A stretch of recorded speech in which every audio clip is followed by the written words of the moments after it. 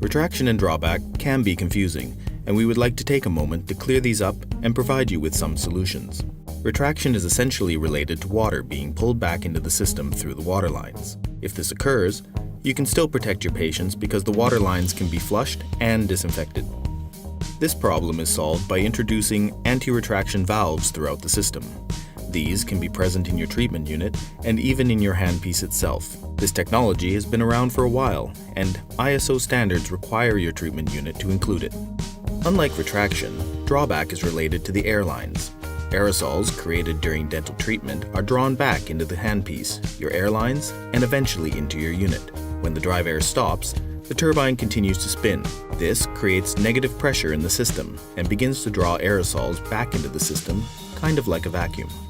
A quick stop braking mechanism can help reduce drawback but not eliminate it. Smaller head sizes or quick stop braking mechanisms will help stop the turbine faster and reduce the amount of possible contaminants from being drawn back into the system. For Morita, reduction is not good enough. We take the extra step to include anti-drawback diffusers in all of our handpieces.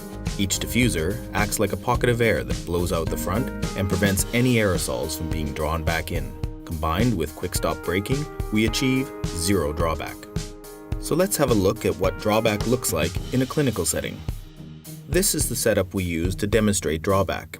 We use a stopper to create an airtight seal at the top of the cylinder so that the only way air can get out is through the handpiece itself. The vacuum, created by the drawback effect, will pull water up through the center tube. The stronger the drawback, the higher the water will rise. So let's start the test. The drive air is currently active. When it stops, you can see no drawback in the center tube for the Morita handpiece. When you perform the same experiment with brand A, you can see quite a different result. The drawback in the center cylinder is significant. But what does this look like inside the treatment unit? Here, we've simply cut the outer casing off a standard handpiece tube so you can see, with your own eyes, what happens when drawback occurs. After cycling the drive air just a few times, you can already see contaminants being drawn into the exhaust line. Now, let's look at how Morita compares to other top-tier brands. Here we are using the same air pressure and couplings for each handpiece, and you can see the drawback varies dramatically between manufacturers.